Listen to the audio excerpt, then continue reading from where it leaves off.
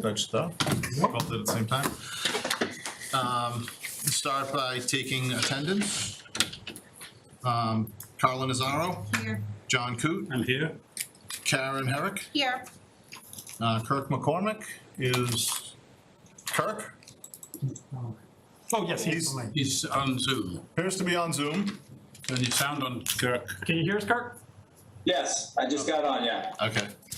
Ed Ross. Here. Greg Stepler. Here. Nancy Toomey. Here. Sarah McLaughlin. She on Zoom as well? Okay. She texted me that she had another commitment, so she was gonna try and jump in on Zoom. And Pat Tompkins is here. So first item of business, the vote to organize the committee and select a chair and vice chair. I just wanted to, before we start that conversation, when we started the committee, I had noted, when I accepted being the chair, that I was concerned about having, we'll say, bandwidth issues.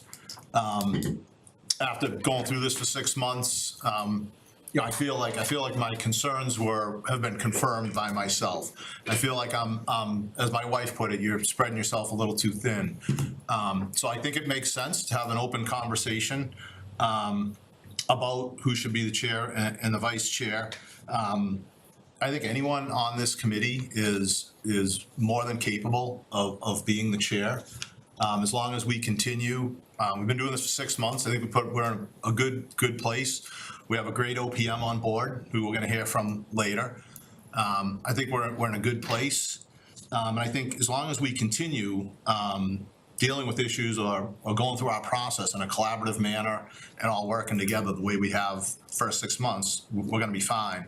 But I don't think that that I'm the right fit to continue as the chair. So effectively stepping down as the chair, I guess. So with that, I think I'll just open it up for conversation on the floor. And again, like I said, I think anyone on this committee is more than capable of being the chair. And so I'll just open up the floor for discussion.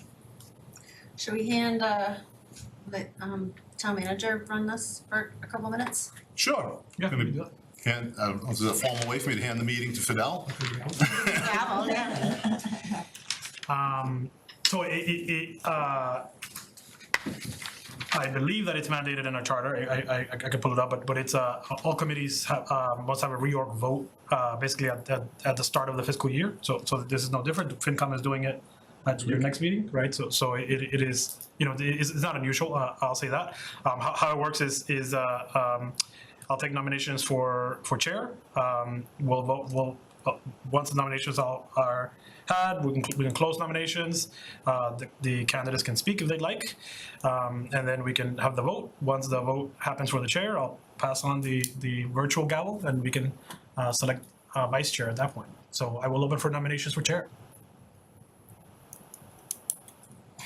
Nobody's jumping. Yeah, I mean, can we Can I, sorry, I'm remote. Can I jump in and make a nomination? Yes, please. Can you guys hear me? I'd like to nominate Carla for chair. Okay. So Carla Nazaro has been nominated for chair. And I'd like to nominate Karen Herrick for chair for Okay. discussion. Can I make another one? I'd like to nominate Greg Stepler for chair. Okay. I thought you were gonna buy a vowel. So we have 3 nominations so far. Any other nominations for chair? So we have Carla Nazaro, Karen Herrick, and Greg Stepler. Would you like to say anything? Would you like to speak on it? You go in this direction if you'd like. I'll start. When we first formed, I had the same reservations as Pat did about bandwidth, so honored and humbled to have been nominated and here to serve, but also concerned about bandwidth, so. Okay. So I would be open to being the chair. I'd be happy to be the chair. I have, in addition to obviously being on the school committee for the past 3+ years, I was involved with the Big Dig. I ran construction teams. I was in the procurement department, and I put construction contracts out for bid through the award process and through the notice to proceed process. I ran teams of between like 12 and 15 with engineers, designers. I took care of all of the legal requirements, all of the Division I requirements, and obviously leaned on the designers for the Division II specs. We interacted with bidders and all that. And like I said, multi-million-dollar projects, it was a great experience. It was one of the best jobs I ever had. And I see it very similar to this project. I liked when I went to an MSBA school recently with Susan Botan, who is our outgoing finance director, the Hildreth School. We went and they put, terminology from education terminology and education and construction terminology, and I was like 80% each, so I felt good about that. So I'd be happy to do it. Sure, thanks. I'd just like to say that, Patrick, thank you for doing this. Thank you for stepping up. Because I know your permanent building committee agenda is a lot more full than it used to be. And so I would be honored to be the chair, and I appreciate the nomination, and I would continue a collaborative approach. I am certainly not here as the building expert, and I would never put myself there, but I am very proud that we have an amazing amount of talent on this committee, and probably more building talent than the last school building committee, although, the results from that committee were great too. And we have a great owner's project manager, so we look forward to working with you. I have been involved with this grant program since early 2022, and we're in the process of onboarding Fidel. As soon as the news came from the MSBA, there have been a number of early meetings that we all attended, as well as Pat. So bandwidth is not going to be an option for me. I knew going into this was going to take a lot of effort. I am not chair of the select board this year. I can definitely do this.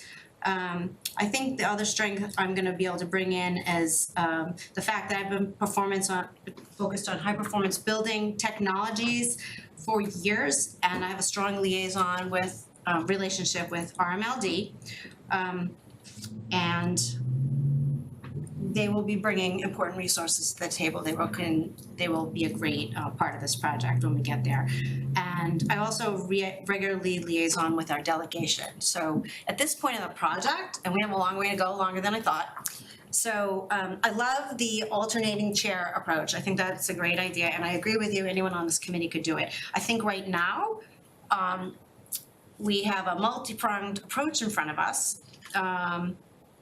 Moving forward and selecting a designer, starting those informational sessions that were presented to town meeting, the figuring out what the community expects the school to be, programmatically what it needs to be.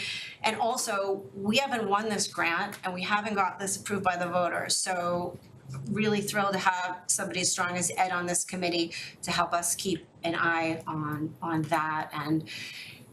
And so at this point, I think I can add a lot of value as a chair by working closely with Fidel and the school committee, like we did in front of town meeting, to get the approval for the feasibility study funding, to support this process, make sure that every I is dotted and T is crossed for the grant program, and make sure that we get that much closer to a vote.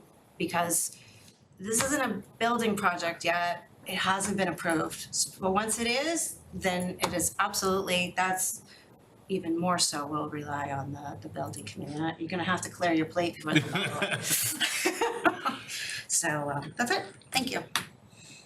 All right, so we'll take votes now. What we'll do is we'll go alphabetical order by last name. So the first one is Herrick, and roll call vote because we got some people on Zoom. And we'll do, I guess I'll do the first on Zoom first, and we'll go. So A yay vote will be a vote for Ms. Herrick, a nay, no vote will be a vote for not Ms. Herrick. Kirk, Yay. Sarah, No. Nancy, No. John, No. Karen, Yes. Pat, No. Carla, Ed, Yes. and Mr. Greg. No. So that would be, sorry, let me just do the math real quick. 1, 2, 3. So three yes, and make it 6 no. We'll go for Carla Nassaro now. We'll do the same, so Kirk, No. Sarah, Yes. Nancy, Yes. John, Yes. Karen, No. Pat, Yes. Carla, Yes. Ed, No. and Greg. Yes. So that would be, did I get that right? Sorry. Yep. 6 yes, 3 no, right? Yep. And then we'll go for Mr. Stepler, Kirk, No. Sarah, No. Nancy, Yes. John, No. Karen, No. Pat. Just to clarify, can you vote yes for 2? Sure. Yes. Okay, you can't, okay. Carla? No. Ed? No. And Greg. No, thank you. So Nancy is the lone yes on that one. Oh, sorry, Pat, you're right. 2 yes, my bad. So that means that Carla is the new chair with 6 yeses. And I'll pass you the baton to elect the vice chair. Thank you. Thank you, everybody. So I will open up nominations for vice chair. Nominate Karen Herrick.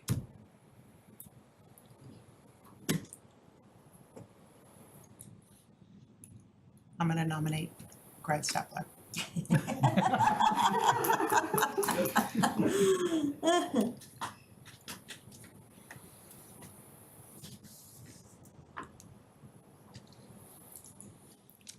I'm gonna nominate Ed. Oh, God.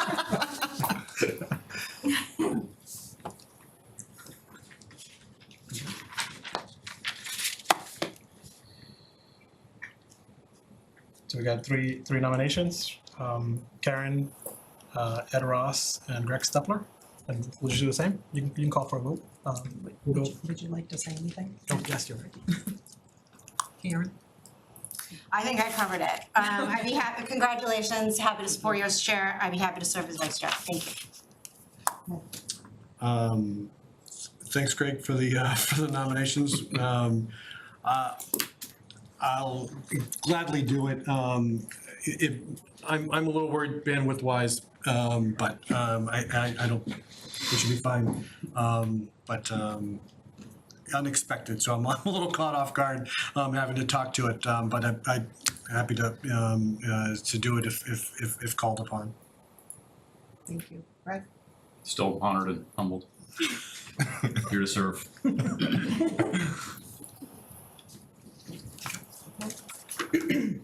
You want to call the roll? Sure. You want me to tally? I got it. I think I'll do it again.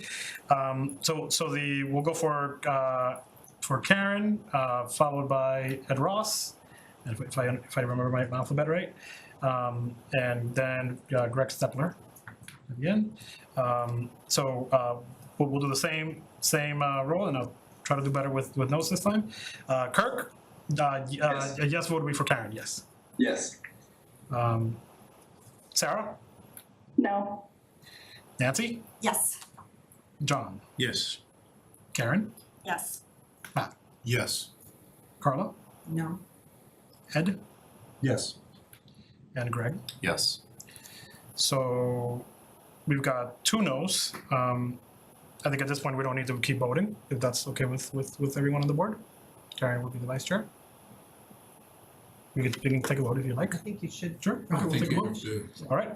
So, yep, votes for, so Karen is 7 yeses and 2 no's. We'll vote for Ed Ross. Kirk, No. Sarah, No. Nancy, No. John, No. Karen? No. No. Carla? No. Ed? No. Greg? Yes. I was rooting for- Oh, Jake, I was hoping for unanimous. I nominated you. I had to vote for you, didn't I? There's a badge of honor of going over. Is that a first round draft pick or what? Yes, I would have been in better position for next year. All right, and now we'll have a vote for Greg. Kirk? No. Sarah? Yes. Nancy? Yes.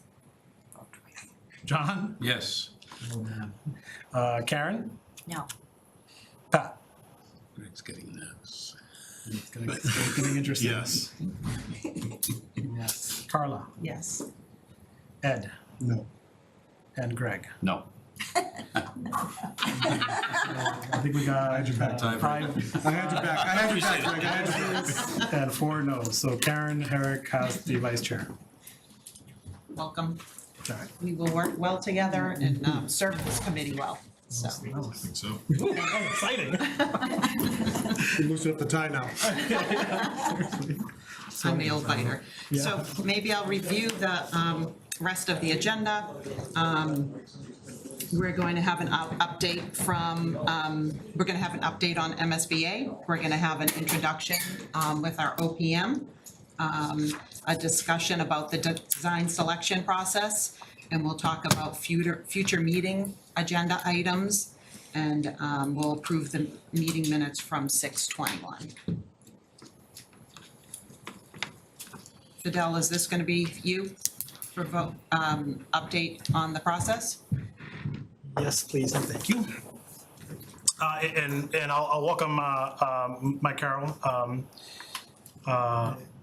shortly from Collier. So I just wanted to share the exciting news that I think the board has been following the process for OPM selection. It was an exciting process, I'll say that.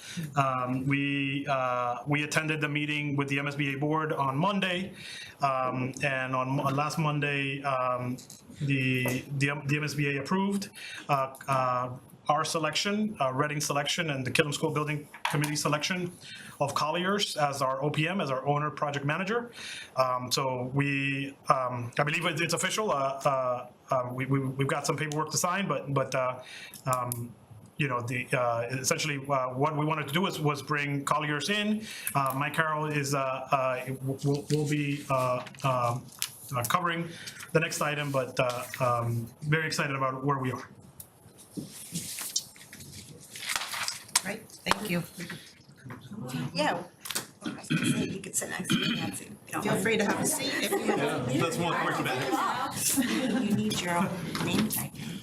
So I do have a short presentation. I figured I'd maybe present it on the screen so we can share it and just walk people through. I like to have an open discussion on this. So if you have any questions, please just jump right in at any time and interrupt me, and we'll have a better conversation with that. So on the Zoom, I'm going to do a share screen. Share PowerPoint. Good job, Mike. All right, so you probably remember this cover maybe from our interview. It's very similar. And what I wanted to do is just run through the team. So we have made one slight adjustment on the team. I think we had this discussion early on with Fidel and with the town in general, but we had John Bates on as our project manager originally, and through the process where we didn't have the project originally, he had been assigned to something else, and we just didn't feel he had the bandwidth, to use a term that's been thrown around here a little bit tonight, to properly manage the project. So we're currently evaluating other people on our team, both internally as well as looking at some external options. And we did present that to the MSBA. They made a recommendation to come back to them within 30 days, and that's our intent to do that. So we're continuing to evaluate that.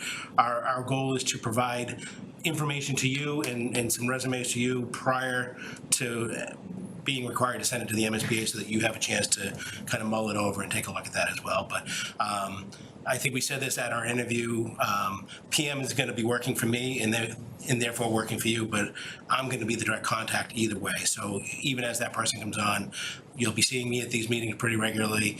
If there's ever any questions from the chair or the vice chair or anybody, my phone's always on and I'm available at any time. Mike, how often does the PM kind of, interface with us, or is it just through you, or do they kind of come through us? I think the PM's going to interface with you as well. They're going to typically be at a meeting like this. Sometimes with Zoom, we might have one in Zoom and one one here, one in Zoom, or maybe both in Zoom, depending on the level of discussion that we're, what part of it we are.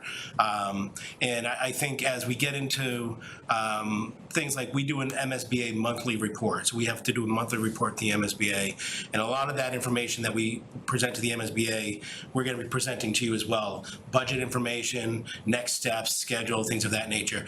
Typically, I would come in and kind of introduce the team. My PM would probably be presenting that information because they're going to be managing that. So that's what they do. Typically, what we like to see is the PM is more the day-to-day contact with the architect and with the contractors, and then our site manager is also part of that contractor day-to-day. But I'll be involved with that as well, but I'll also be involved with you as the client. Good, thanks. So, just to familiarize everybody, I know that you've probably seen these 1,000 times, but we have the 8 modules listed on the MSBA color graphic here with the blue and the green. The 9th module is actually not listed there, but that's the post-occupancy. But what we're going to really be focusing on right now and for the near future here is modules 2 through 4. So forming the project team, and we're going to talk a little bit about that tonight. The last part of that team, or the next part of that team, is the designer. Obviously, we have a CM or a contractor that would come on at a later date, but getting that designer on is the next big step for us. After that, we're going to be going to the feasibility study and then the schematic design study. I know we have some people with a lot of construction experience here and some people maybe with less. I'm happy to kind of explain what each of those are if we need to, or I can move on. Again, I just want to make sure that I'm giving all the information that we need. We're good. So once we get through that, the last section that we're going to have is that funding of the project. That Do you want to give a little explanation in case people at home are listening? Sure thing. Oh, that's Just a good a idea. quick. That's good. So this first step this next step that we're doing is forming the project team. So we're going to be doing a designer selection. So we're going to send out a request for proposal. We're going to get proposals in. We'll be able to evaluate those proposals. We'll have a subcommittee to do that, and we'll be talking about that in just a little bit. And then we'll be making a recommendation for a short list, very similar to what you did through the OPM process. We would then have interviews with them. A little bit different than the OPM process is that the MSBA is a little bit more of a part of the designer selection than they are the OPM selection. So there's a committee of 13 that will decide that, and your committee has 3 members of the 13, if you will, that will go there. The MSBA has the other 10. So they take strongly any recommendations from the district, but ultimately they do have a little bit more say than they do on the OPM side. I shouldn't say more than they allow you to make the decision more so on the OPM side. They take a little more active role on the designer side. Do MSBCA have pre-approved designers? I mean, do they have a list of people that they pre-approved for this? They don't necessarily do, like, we do a pre-approval of contractors and general contractors and filed sub-bidders. We don't necessarily have a pre-approval process, but part of the submission, part of their package will be showing the history of their firm and what they've done, and part of that, scoring will be, have they done schools? Have they done MSBA schools? Have they done Massachusetts projects? So if you've got somebody who's done a lot of schools down in Georgia submitting up here, the schools will be important, but that local aspect is also a part of it as well. So it's not a formal pre-approval process. So they don't have a list of pre-approved people, that you don't have to go through this routine again and again and again? No. Okay. So when we get into the feasibility study, when I'm talking to somebody who maybe isn't as familiar with this, I call this the back of the napkin. You know, hey, I get an idea, I want to put an addition on my house. I call a contractor buddy, and maybe we meet and we literally sketch it out, you know, over a beer and kind of sketch it out in kind of the back of the napkin. It's starting to understand, you know, what do I want? You know, do I want a bedroom? Do I want a big living room, a big family room? Do I want to expand the kitchen? You're starting to get those ideas, and that's what we're going to be doing with you through that feasibility. Is to understand, do we want net zero? Do we want net zero ready? Do we want LEED gold, LEED silver? Do we want a school grade configurations? It's starting to understand that, starting to kind of narrow in on that. And at the same time, we're going to be doing site evaluations if we need to. We're going to be doing test fits. The architect's going to come up with different options. Do you like a one-story building? Do you like a four-story building? Do you like 2 stories? You know, what are the different things that we like? And they're going to be getting a lot of feedback from us. So that's what, as we go through the feasibility. And at the end of that feasibility study, we've got to submit to the MSBA and what our preferred schematic, what option we want to go forward with. One of the things the MSBA requires you to do during that phase is you have to do a new option, you have to do a renovation-only option, and you have to do a renovation and addition option. So they make you evaluate all 3 of those, because sometimes there's a preconceived notion that, hey, a renovation is the best option. Well, why? Because I just know it. Or a new building's the way to go, I just know it. And they want us to go through the process and actually understand it and make thoughtful decisions. I'll give you one brief example. I did 2 schools in my hometown, Braintree. The first school was a middle school. We ended up doing an addition and renovation to it, and it was CM at risk. So when the next school started up, they automatically thought, well, we're going to do an addition, renovation, and CM at risk. That job was a new building out behind the old, and it went 149 lump sum. So the committee had a thoughtful process, understood the different options, and with the new building option, being able to put a fence around it, being able to build it out in the backyard, they thought, for example, the 149 was a better option than the 149A. I had a very similar experience with Malden, where we did their police station as a CM at risk job, because it needed it, because there was some early work that had to be done. We did their town hall, which was a fit out within a condominium, as a 149 job. So each job really is an individual, unique job, and you have to evaluate it for the job. And that's CM at risk versus 149. That is new versus old, renovations, additions, all those things have to come into play. And it's our job to inform you so that you can make that decision. So that's the feasibility study. Finally, the schematic design.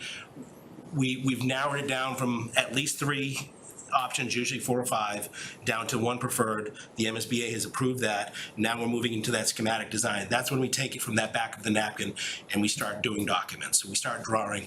At the end of schematic design, you're going to have a set of documents that might be 20 or 30 documents deep. It's not going to be a construction set of documents. It's going to have the general building layout. It's going to have the general site ideas, where the parking lots are going. That might change down the line, but that's where we are at that point. From a mechanical standpoint, it's probably written narratives that these are the type of systems we're going to want to use. These are the type of electrical systems. It might say that we want to add solar panels. It might say, different things like that. So you're going to have that defined at a basic level, but not on the drawings at that point. Just to rewind just a little bit, because you mentioned earlier that you have those 3 different options. When you get to that one, it's one of those 3. It's either a new building, a renovation, or a renovation. Still only, at that point, you're coming out of there. We're going in with 1, coming out of MSBA with 1. Coming out with 1, and it's not only 1 option, it's also 1 location.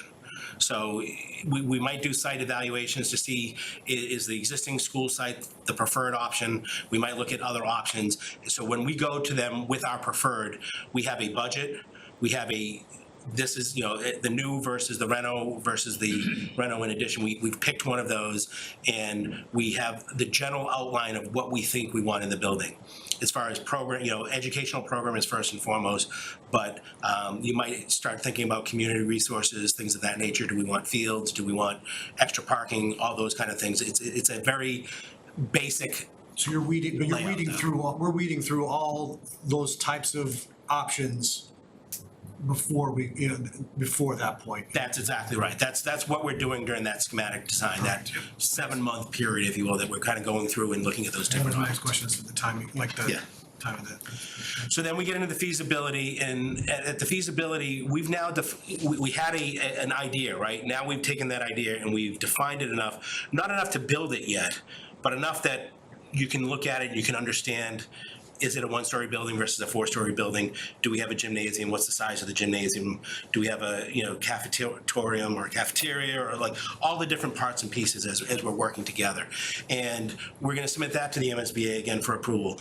At that point there, we've pretty well defined that project. We still have to do all the design details, all the fine details so the contractor can actually build it. But at that point, we're getting final approval from the MSBA. We're gonna be going to them for their funding agreement. And that's when we have to have our funding in place. So, the typical options that we have, the typical 3 options are fund it from your operational budget, fund it with an override, or fund it with a debt exclusion. So when we get, we have a long time to have a lot of discussions on that. That's its own module. Oftentimes, and you'll see it on my schedule, that module doesn't start when schematic design ends. That module is probably starting when schematic design starts, because we want to get that information out to the community. We want to get that information out so people understand what they're voting on, and we want to make sure that nobody's voting no for the project because they didn't understand it or because they didn't have the information. So early and often, get that information out to the community and make sure they understand it. So at that project funding agreement, once we have the funding agreement from the MSBA, once your funding is in place, that's when we move into the next phase, which is the next contract for us, the next contract for the designer. We're finishing the design documents. We're getting contractors pre-qualified. We're getting either trade contractors or filed bid contractors pre-qualified. We're getting those bids. We're doing the construction. Ultimately, we're working on schedules. And then down the line, we have FF&E, which is furniture, fixtures, and equipment. It's getting tables and chairs and desks and filing cabinets and projectors on the walls or smart boards, all those different things that you need to understand that go into a building. So when we do get a contractor who's the last member of the team on board, they're there to build the building, but they're not there to help the teachers move into the building or to bring the FF&E in. So there's still a whole nother aspect to that we'll be working on with you. And we'll probably have an FF&E consultant that will be working with us with the bidding process. We might have an outside moving company to help us getting things like that in there. So we definitely still continue to expand that team as the project goes along. But really, your 3 prime team members are us as your OPM, the designer, and then the general contractor. And then ultimately you have a lot of other minor team members that will be joining us as well. The completion process, the MSBA has a very good completion process. Once we get final completion and we get the project done, we'll go through a punch list phase. That's when you come and say, oh, there's a nick on the wall, I need you to touch the paint up, the light's out over here. There's little things like that you do at the end of a project. All projects have that. Maybe there's a nick in the floor because somebody scraped it with something when they were moving equipment. We get that done. You have typically a 1-year warranty on the entire building. You have extended warranties on things like roofs and air handlers and things like that, but you have a 1-year warranty on the building. And what the MSBA does is they require us to allow their commissioning agent to come back in at 11 months after substantial completion. And what I like to tell people, that's when you buy a car, you buy a new car, and you get a 50,000-mile warranty. Well, at 49,000 miles, what do? You bring it into the dealership and you have everything checked over to make sure before that warranty runs out, is everything good? Do I have a leak here? And that's what the MSBA wants to do. They want to come back and make sure that everything's running in the building, everything is proper. The other thing they want to make sure is that your facilities people understand how to operate the building. We're going to do a lot of training, a lot of processes and a lot of maintenance and changing filters and stuff like that. And it gives them a chance to come back and make sure that you're still comfortable with that you understand what you need to do, that they're making a financial commitment as well as you are, and they want to make sure that they're protecting their dollars because they want to make sure you're protecting your dollars, basically. So that's the closeout. And then the post-occupancy evaluation, again, they're starting to expand that even more, that that 11-month check-in is good, but how are you 3 years from now? How are you 5 years from now, like after the project? Again, to make sure that those investments are keeping up and that these buildings that we're designing for a 50-year lifespan are gonna make it to that 50 years. You mentioned a time for the feasibility study, I think, Rick. You said 7 months. Is that? Perfect segue. So this is what we have for a general overview schedule. And what I'll say is this is based off of the information that we've received from the RFP packet. You know, we want to have a kickoff meeting with the committee and ask a lot of questions, and that may feed into this schedule, and we'll be getting, I'm going to just jump one slide. We want to get a schedule that looks like this with a lot more activities. Right now, we just have a very high level, kind of summary level schedule. Looking at the top here, you had feasibility schematic 20 to 24 months. And what I'm looking at down below is modules 2, 3, 4, and 5. So it's not just the feasibility and schematic, which is 3 and 4. It's also including 2 and 5. So I think that's what you meant when you said feasibility and schematic, is design, development, construction, and bidding is modules 6, 7, 8. So looking at that, you've got 20 to 24 months. Right now, the schedule that we're proposing is 20.5 months. So we're right in that 20 to 24 months. What we're looking at is about 3.5 months for the designer selection process, about 8 months for the feasibility, and about 7 months for the schematic design. And then we have 7 months for Mod 5, which is that funding. And if you look at the bottom here, you can kind of see that we have that funding mostly overlapping with that schematic design, because we're going to be, as we get those designs out, that's what we're going to be getting out to the public. That's what they're going to get excited about. We want them to be excited about this project. So that you have a little bit of overlap there. So that's what we're proposing. That's what we feel that we're targeting right now. Again, we may talk with you. We might be able to go a little bit quicker in the feasibility. Maybe we want to take a little bit longer in the schematic, and we have the ability and the flexibility to do that. So just if I can just kind of parrot back what you just said. So what we had for like kind of swim lane number 2, where we had a 10 to 12 months, you think it's going to be longer than that? So you have design, development, construction documents, bidding, 10 to 12 months. That would be beyond this. So, Right. But based on what you were saying, you thought, like, if I added up kind of quickly the math, it was longer than 12, right? well, so the feasibility and schematic design are actually part of number 1. Yep. So that's longer than the 12 months. But so I'm not showing anything for item number 2 here. I do think 10 to 12 is relatively quick. I do think that because what we're doing there is we're doing design development, and then we're doing 60% construction documents, and then 90% construction documents, and then we go to the 100%, which we're going out to bid. That's assuming a lump sum. It's a little bit different with the CM, but if you're doing a lump sum, that's what you're doing. And with an MSBA process, at the end of each of those, there's a formal submission to the MSBA. They provide a review back. They might have comments. We have to respond to those comments, and there's a back and forth there. So there's a process there, and it's pretty prescriptive, and you have to follow it. And there's a certain amount of time that it takes there. So while we can accelerate things to a degree, that 10 to 12 is probably a little aggressive on that. That was always optimistic. Yes. Always. So just so I understand, in the schematic design, and I know it's pretty high level. Yes. So will major energy decisions and the net zero ready decisions be part of that schematic design? I think the 10,000 foot decisions that are being made, exactly which system we're going to use may not be made, but maybe it would be. I think it kind of depends on you and what level of comfort you're with. It might be that we're going to continue, hey, we're going to evaluate air source heat pumps and ground source heat pumps. We don't know which one we're going to go with yet, but we're going to evaluate those both in the DD phase. And we can get further development on that. In that scenario, we might want to do a test well for the ground source heat pumps to actually see what kind of results we get and how many wells you would actually have if you wanted to do that, because that's typically the most expensive part of that ground source, or the most expensive part of the upcharge, if you will, for ground source versus air source. So if you get favorable results, maybe that, you know, pushes you more towards the ground source. If you don't get favorable results, it might push you more towards air source.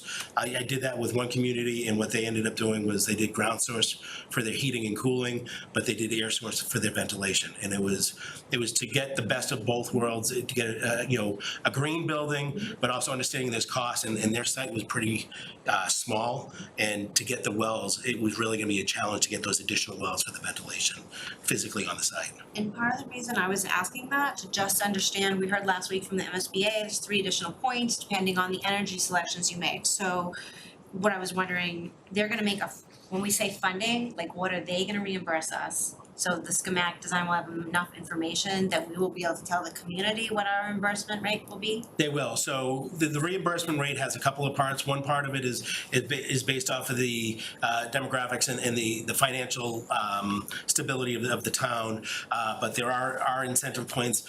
Renovations get more incentive points than new construction. More green gets more incentive points than, there's a few other parts and pieces to it. And that ultimately gives you your reimbursement rate. One thing you'll hear me as we start talking about that a lot is it's reimbursement of the eligible costs. And that's very important, because the eligible cost part is a key talking point with the MSBA right now. They're actually, the state Senate and the House of Representatives is actually discussing potentially providing some additional funds, because COVID, escalation went sky high, and some of the projects that are out there right now are feeling the pinch on it. So they're looking at some additional funds. Hasn't been approved yet, but I think the MSBA is going to be looking at their numbers, because they have a very detailed form called the 3011, and our fee has a cap. The designer's fee has a cap. Site work has a cap. Any asbestos work is excluded. Overall construction has a cap. So there's all these different parts and pieces which lead you to your eligible costs. And over the last few years, the difference between actual and eligible has grown. So I think the MSBA is working towards something to rectify that. They haven't really come out with it yet, but they've had, for example, we've done a lot of green repair work. I've done a lot of green repair work in the past, which are smaller projects, and they've actually kind of suspended that right now. They're trying to figure out how they want to maybe revamp that as well. So they're looking at creative ways of doing that, because again, going back to the Braintree example, they did an addition renovation. It was 58% and some change, if I get these. And on that project, which was completed about 5 years ago, it was about 58% translated to 50% of the actual. So 58 of eligible translated to 50% of actual. With the new construction, that 58 went down to about 55 because they didn't get the renovation. That 55, that building's finishing this summer, translated to about 35 of actual, because the cost of construction was continuing to rise, and that cap on the construction wasn't rising with that inflation rate. So it is a very important part, and that's one of the things that we like to work with clients and be creative. Back in the day when I did Drake at high school, Pat might actually remember this. We built a new gym, and next to the gym, we built an OT-PT area for the special ed students. Well, when it wasn't being used for that, if they had an event at night, they could remove the folding partition, and the gym could be expanded. So there's things like that you can do. I had one district which had a middle school with an auditorium existing, and the MSBA doesn't fund middle school auditoriums; they fund middle school cafetoriums. So they excluded the middle school auditorium, and we said, well, if we built the cafetorium, you'd pay for the stage, right? They said, yeah, well, then can you pay for our stage and only exclude the seating? So we ended up getting an extra 3,000 square feet of eligible space rather than that 3,000 being ineligible. So we try to work with clients and try to advise you on things of that, from that perspective. Thank you. Yes.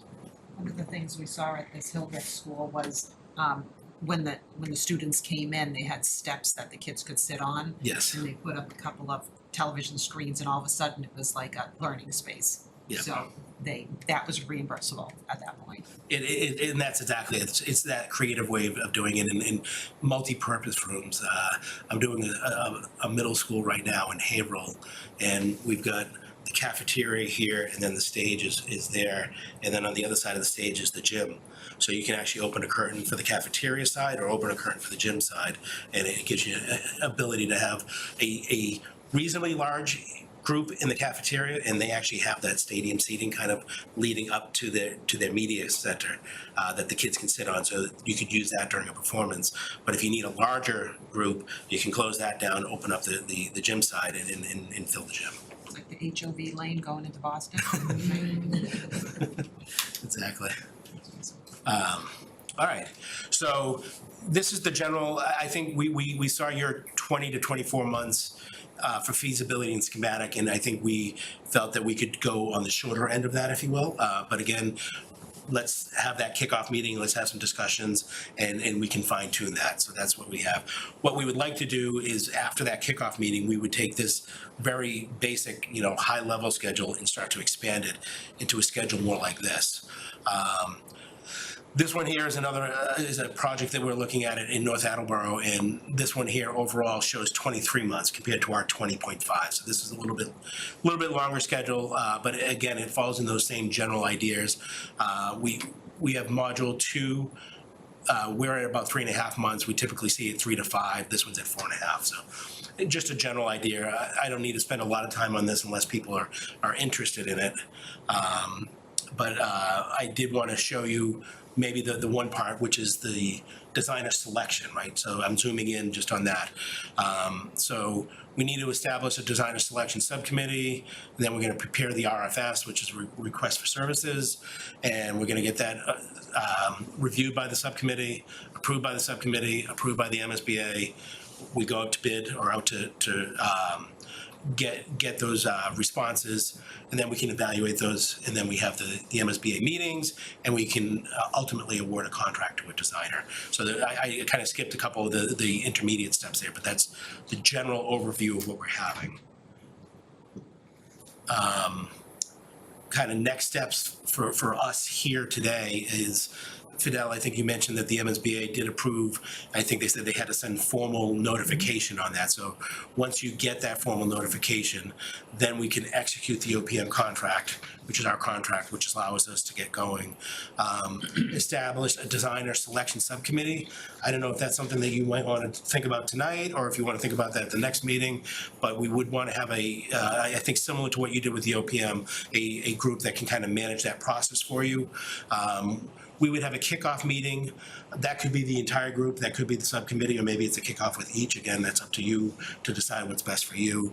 At that kickoff meeting, I like to discuss what I call a project charter. We can't finalize the charter until the designer is on board, but a charter is a very 10,000 foot elevation, one-page document that says, this is what we want for our building.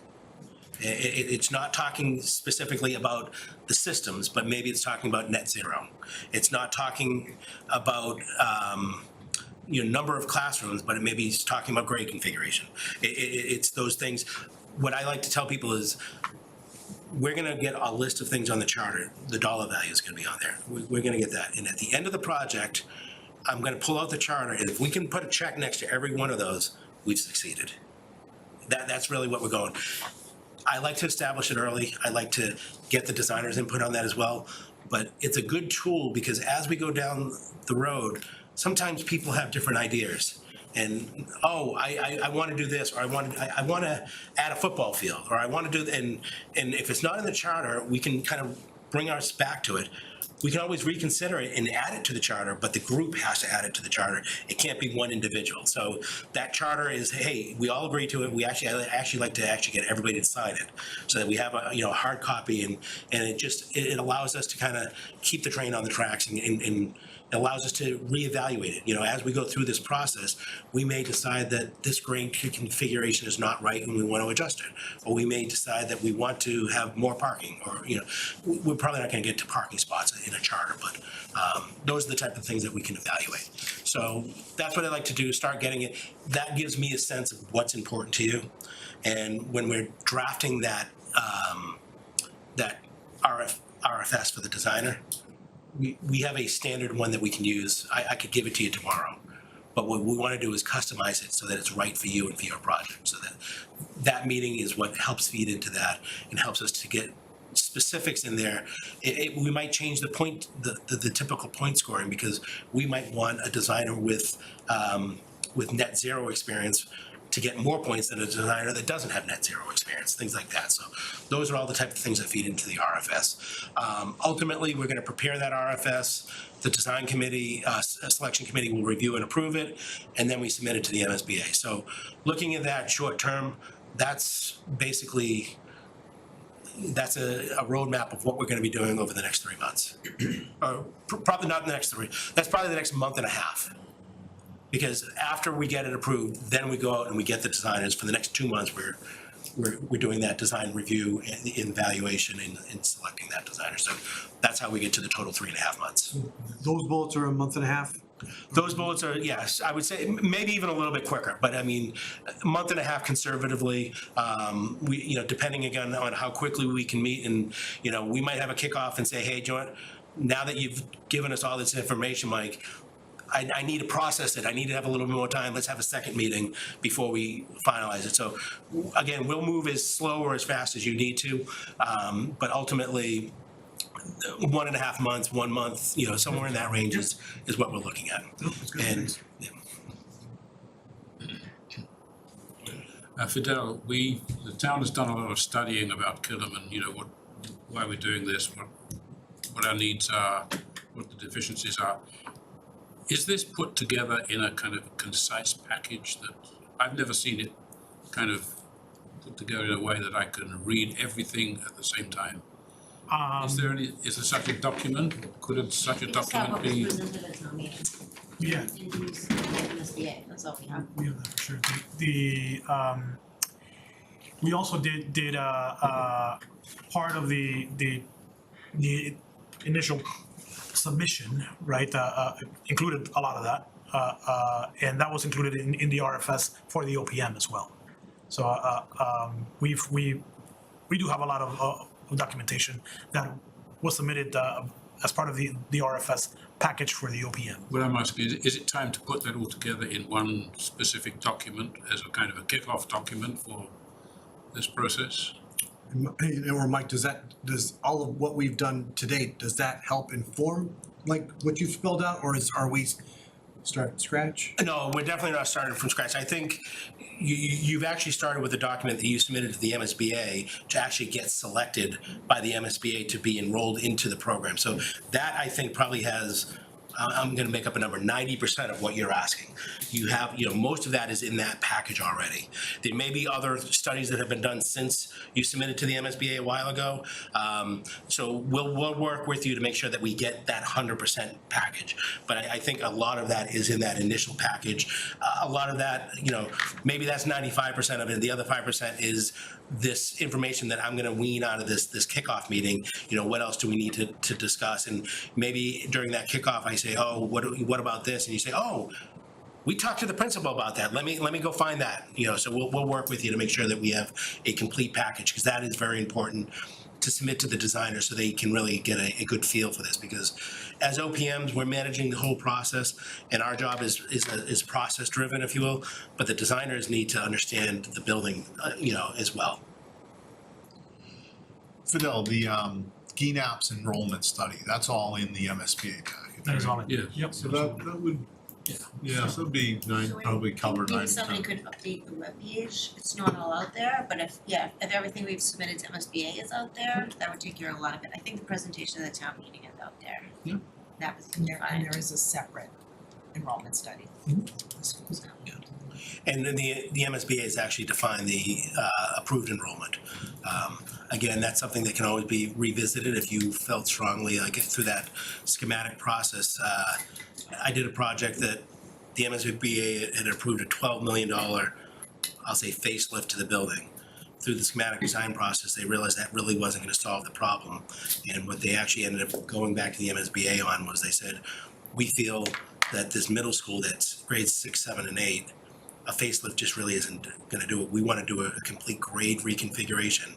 We want to go 5, 6, 7, and 8, and we want to put an addition on the building. We want to renovate it, and by doing that, it's gonna help us with this building, but it's also gonna help us with overcrowding with all the elementary schools. We have 6 elementary schools right now, they're all overcrowded.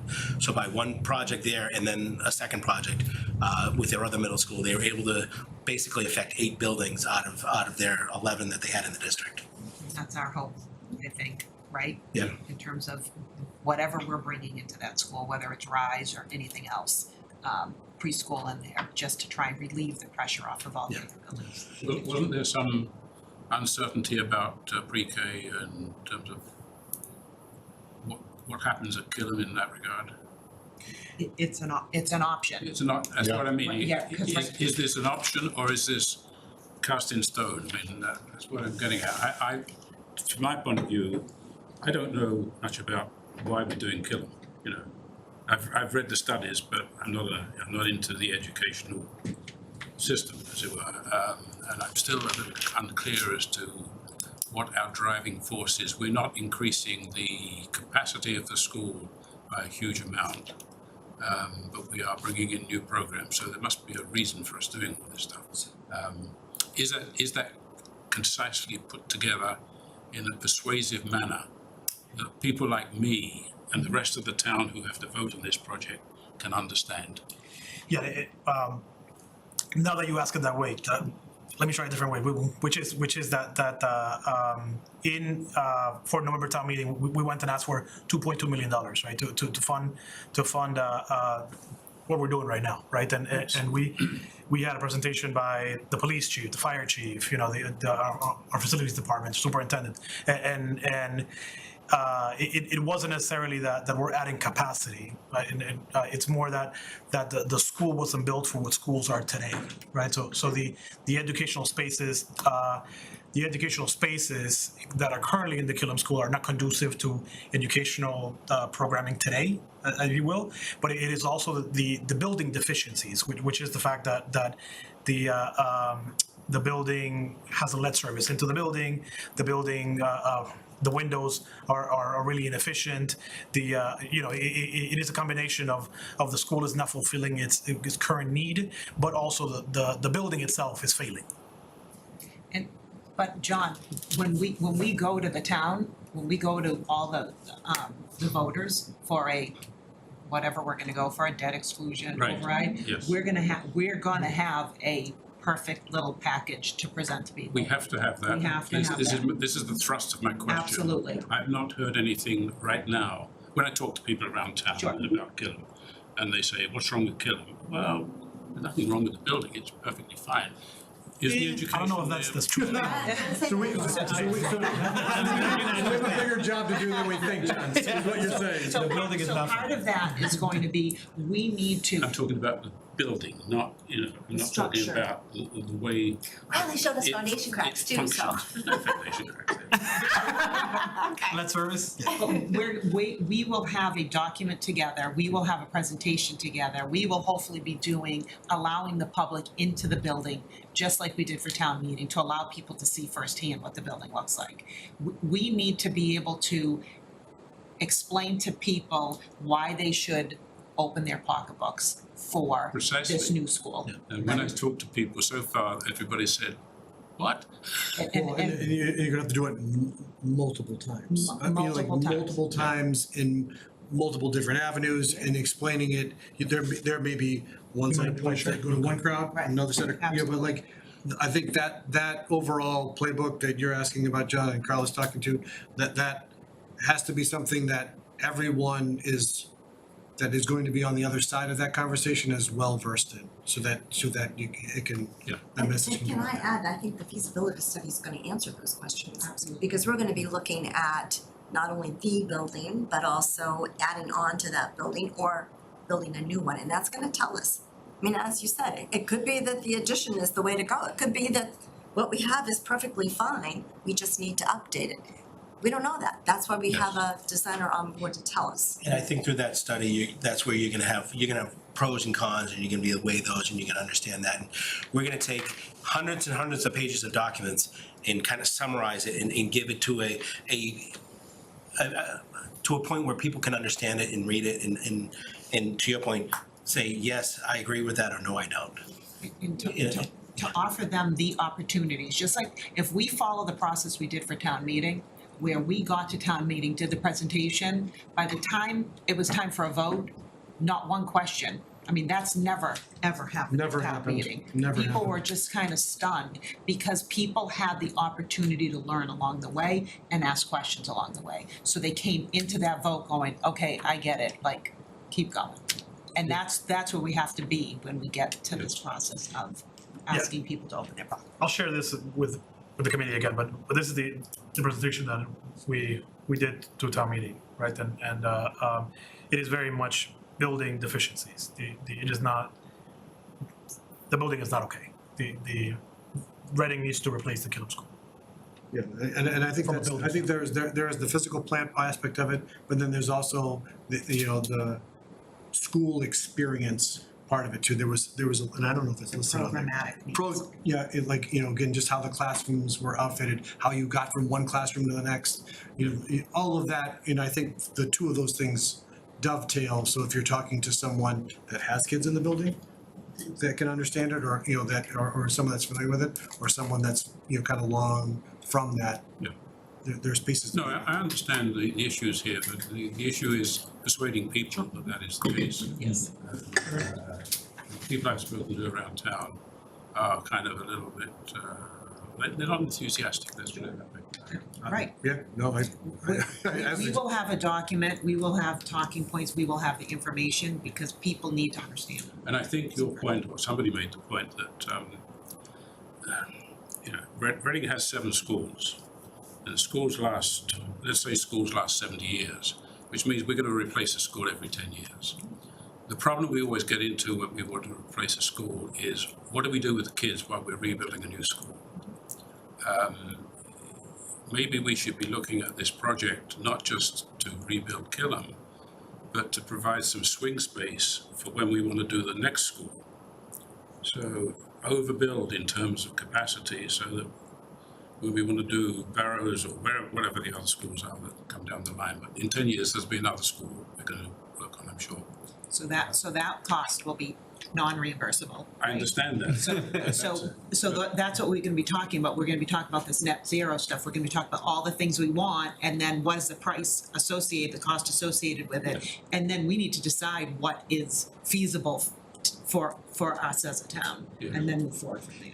And then with that, with the MSBA, they have, I'll say, rules and regulations, like they don't want you to oversize this school so you can close 3 other schools. And then, 5 years from now, you realize, oh, I need to open those schools back up, or, so they, they'll actually come back. Like, I did one project where they had done a green repair, they had done new roofs and windows, and now we're redoing the building and we're gonna build a new building. Well, that green repair project had been done 10 years ago, and they say, well, we take the cost of that work and we annuitize it over a 20-year period.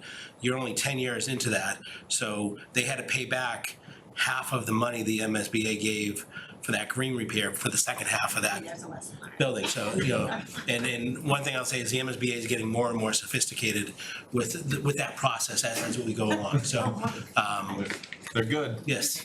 Yeah. and tough. Yeah, but Joanne, I think the reason why they are that way and the reason why they are tough is, I worked back in the day when Newton had their new schools, like big, expansive schools that just, everything went out with the old SBA. And I don't want to just say Newton, but lots of towns had lots of, field houses and fields. And then you have an inner city school that doesn't even have parking, and they don't have a fair shot. So what the MSBA is trying to do is give equity across all districts and give a fair shake to everybody. So we're going to limit the amount of site work. We assume at this point everybody has the asbestos out of your building. If you don't, we're not going to pay for it. We're not going to give you unlimited funds for your designer to go through 1,000 options. You need to go through enough options to satisfy it, but we have to have certain limitations on things. And I think it's in an effort to be fair across the board. Great discussion. That was really all I had, unless there's any more questions. The last slide I had was just a thank you. So, I have a couple questions on the designer selection. One, I'm a big fan of the model school program, which seems to have fallen somewhat out of favor. I don't see a lot of those going. Is there an opportunity to explore that? And if so, when would it be in the process? So if we were going to do that, that would be early on, that would be during the schematic, that would be one of the options you'd consider. Okay. To be honest, it's been a while since I've seen the model as well. I don't know if that's a MSBA requirement. So I'll have to follow back with them. You know, I did hear grumblings about a year ago that they were reconsidering the model. One of the things they want to do is they want to kind of refresh those model schools. They don't want to still have, hey, you know, Whitman Hanson was the model school, high school The first one. 20 years ago, right? Yeah. You know, or 15 years ago. And, you know, when I did East Bridgewater, it was that. When we did Natick, it was, you know, it was off. But maybe that model needs to now be updated so that, you know, the other thing with the model schools is it does lock in different architects.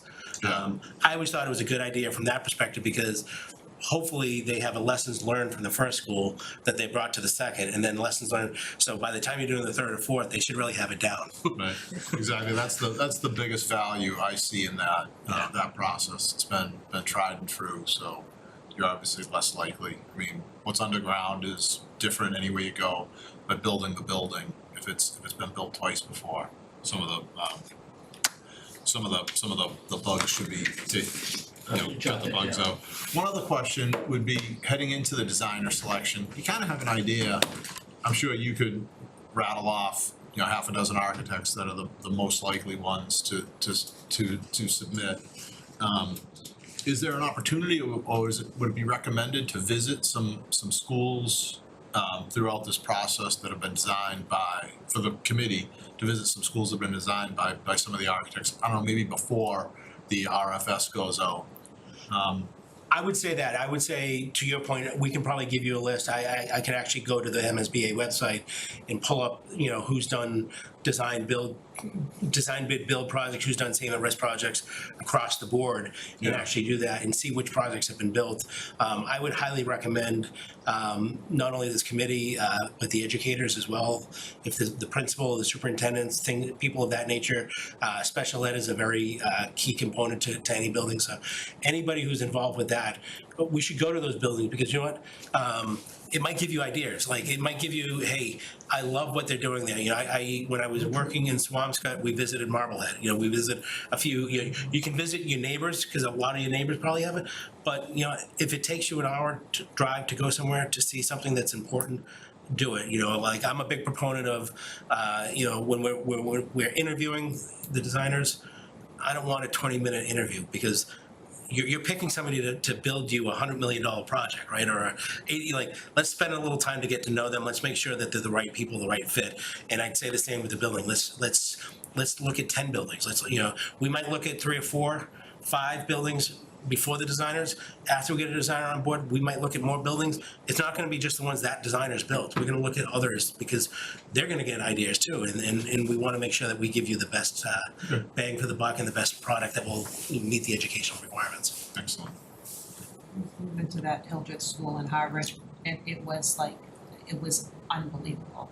And some of the stuff, like, you just remember, and some of the pointers they gave us, like, you bring it forth with you, so that's something that's really good. Absolutely.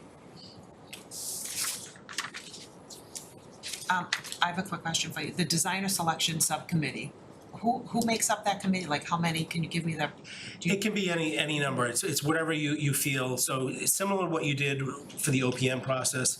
The subcommittee could be the whole group, or it can be a smaller group. Ultimately, though, when we do get to the designer selection at the end, it's going to be 3 people, and more than likely, those 3 people would probably be 3 that were on the selection committee, but they don't necessarily have, it's not written in stone that it has to be, but it's logical that it's 3 of the people. So if you have 6, half of those people would be the people that would be going, that type of thing. I am biased to the selection committee that we already trialed, if you will, right? It was good, it was efficient. I think we worked well together, and it's easier to schedule meetings, and daytime meetings might be easier too, with those particular individuals. The designers don't start their workday till 10. So. Oh, stop. Because they didn't go to bed till 2. Come on. Good answer, good answer. Thank you, Mike. Oh, absolutely. So our next item is future meeting agenda items. We got a couple, right? I think we got some now. I mean, It looked a lot better before Mike started talking. my initial thought is I would like to get together with Karen to have a meeting, right, with Fidel, just to kind of formulate like what's our process going forward, right? And then we'll meet with Mike to kind of get that going, to figure out what we're gonna bring back to this committee and how we're gonna keep things pushing through. So, great. Should we have like a regular cadence of like, like every 2 weeks, every 3 weeks? Like, is that something that we should just start to prepare for, you think? I mean, I think that's gonna probably come out of this whole thing. Yeah, so I think what I typically recommend to districts is plan once a month, and then if we need that off week, like that off, that every week one, we'll try and let you know as much in advance as we can. So as we're getting to that designer selection, like for example, we're gonna create the RFS, right? We're gonna have the designer selection subcommittee review that RFS. It's up to this committee to decide, are you going to give them the authority to kind of give it the thumbs up and let me kick it to the MSBA? Or are they reviewing it and then bringing it back to this committee with a recommendation, and this committee is voting to send it to the MSBA? If you're letting them do it, you have to vote to give them the authority kind of, but again, there's no wrong way there. I have committees that do it both ways, so it really is a personal preference for that. And it could be timing, so if you let them do it, you can meet a little less often as a bigger group, because they're kind of doing the work, behind the scenes a little bit. But if this committee wants to have that full control, then that's totally fine. We just might be meeting once a month, and maybe every other month there's a second meeting. So maybe it's 3 times every 2 months, that type of thing. My initial thought is I like our process from before, and I like for this whole committee to weigh in and vote. I don't know what, but it's gonna be up to our committee to decide. Yeah.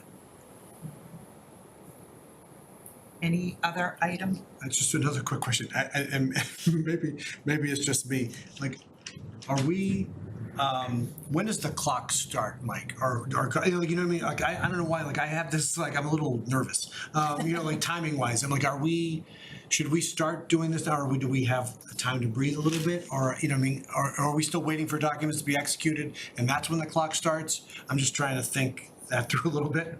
So from my perspective, if you want to start faster, I expect the contract to be executed anytime. I'm here, I'm available, I'm ready to go.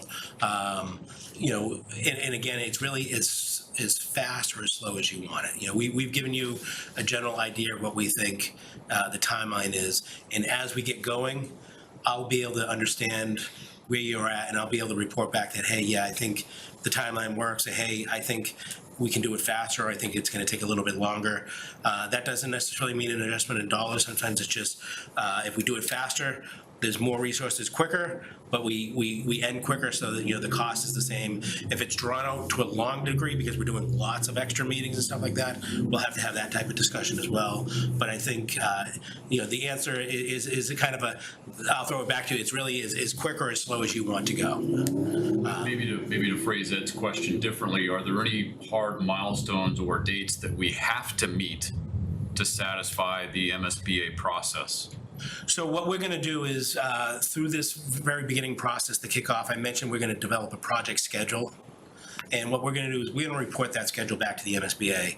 And we're going to actually time or set that up so that to actual dates, like not we're going to finish in December. We're going to finish December 23rd because we have to get a package into the MSBA by the 23rd to get on the January 15th board meeting.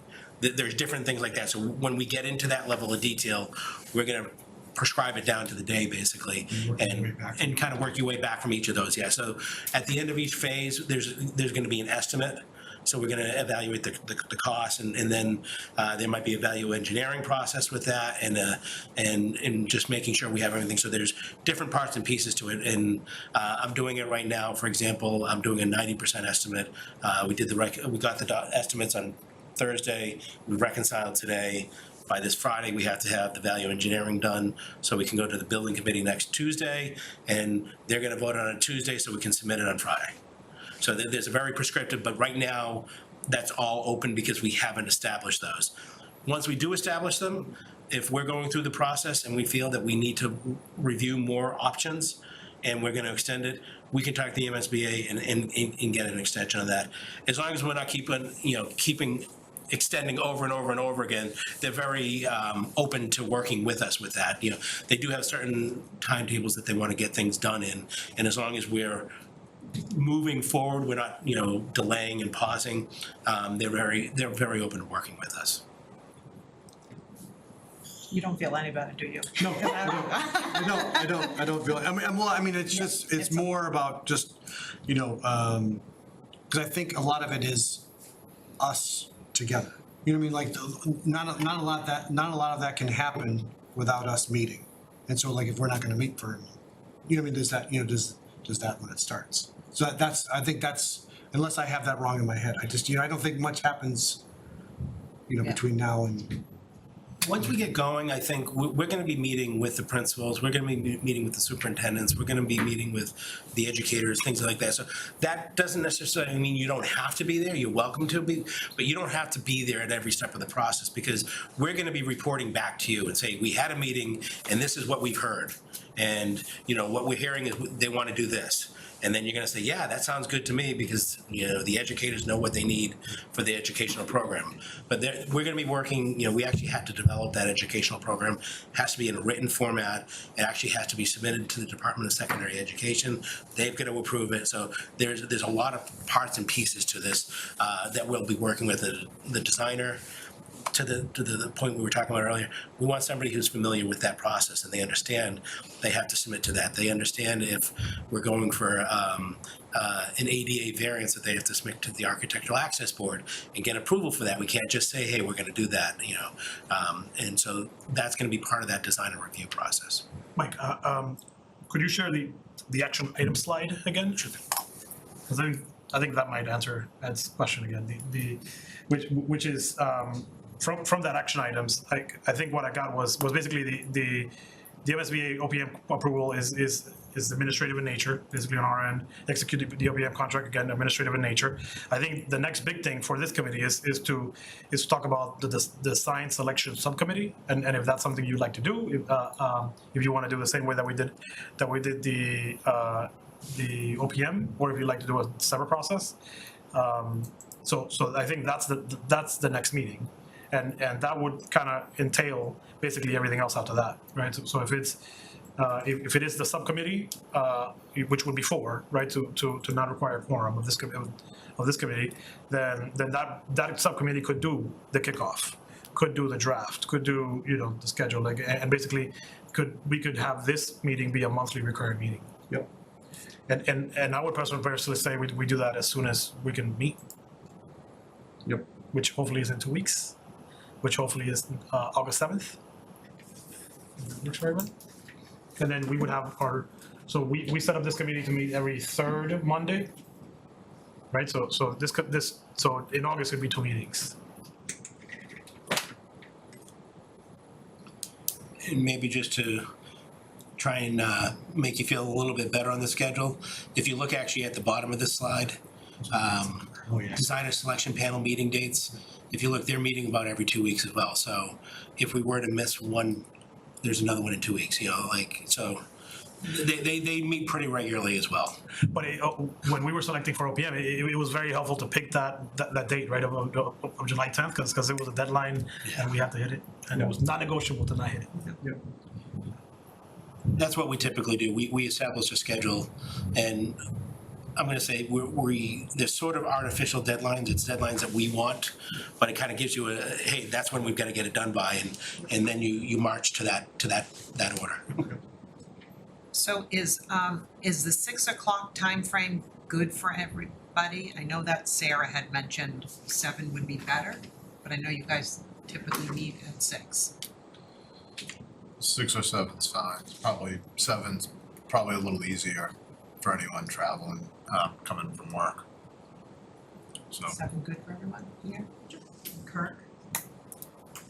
Kirk, is 7 o'clock a good time for you to meet regularly? Yeah, sorry, I was muted. Yeah, 7 o'clock is fine. All right. I guess if we have to accommodate Sarah, sure, let's do 7. thank you, Sarah. I like 7 better. Okay, so Sounds great. Oh, done early. So start next week, We'll just, 7th? we'll just be quick. So I would like. We'll start at 7, let's be quick. Yeah, I like that. My ride showed up and I'm like, 7 I'm back. sorry, usually it's like an hour. I tend to talk a lot. It's okay, we're glad You to got a have clock you right next to here. the camera. So August 7th at 7 PM. Yep. And then August 21st at 7 PM. Yep. Good for everyone? Yeah. I feel better. We got dates. Okay, perfect. Great. Yeah, and I think, you know, if thinking about these dates at the bottom, I think would be critical. Town meeting is gonna be happening in November, right? So like keep that in mind as your, I think a few of us are town meeting members. So, yeah. Just more meetings. Can you send us We're those talking dates in an dogs. email? I'm gonna send this whole PowerPoint. Oh, good, thank you. The trash barrels, we get to trash barrels. Carla, next meeting, can we, put on an introduction to Tom Olila from RMLD, who will be assigned to this, committee? Be a non-voting member, kind of like a superintendent. We own RMLD, they are very happy to be involved and help us get to where we need to be with our. Sorry, great. No worries. Excellent. Yeah, I was just looking at you, actually. Okay, so, how about did everybody have a chance to review the meeting minutes? The 6:21? Thanks, Mike. Thank you, Mike. Thanks a lot, Mike. Appreciate it. I know you got a long drive, so you're more than welcome to head back. Okay. Don't try that now. He's from Braintree, so that's Traffic's easy. But before you go, Mike, might have picked up, Mike and I have worked together in the past. Definitely excited to have Mike aboard. Welcome, and welcome to everyone at Colliers. You know, couldn't be more excited to have you guys leading the charge for us. We're very happy to do it and look forward to working with everybody here. So I'm really happy to be on the team and looking forward to getting to know everybody as well. What office is your team working out of, or is it multiple? So I work out of the Boston office mostly. I have traveled to Providence. I haven't actually been out to the Agawam site yet, but I've been down to Providence a little bit. But mostly Boston. We do work from job sites as well. So when we have projects in construction, we usually have a trailer on site, and we'll have a site manager out on the site. The project manager and myself will be out there, not every day, but you know, from time to time, at least a couple days a week, that type of thing. Thank you. Thank you. I was gonna say, how often can I go? Yeah, exactly. I'll be in the job trailer. Meeting minutes, does everybody have? Take one and pass one down. The meeting minutes or?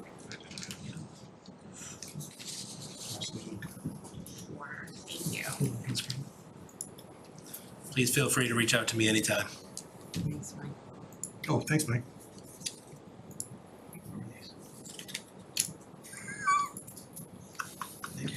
You still give these out anymore? Yeah. I usually take them and put it in the computer and then. I have to reorder mine for work. I haven't been using them.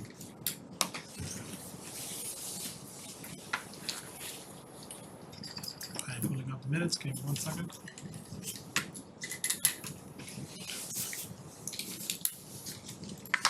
I believe we're approving the minutes from the 21st. Yeah, it's Jackie's email from 7-Eleven packet.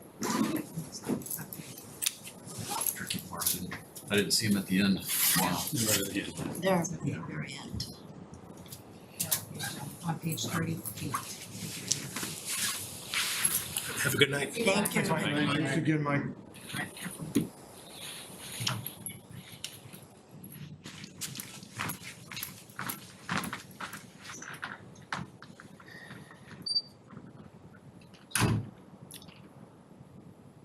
No questions, no ads for me.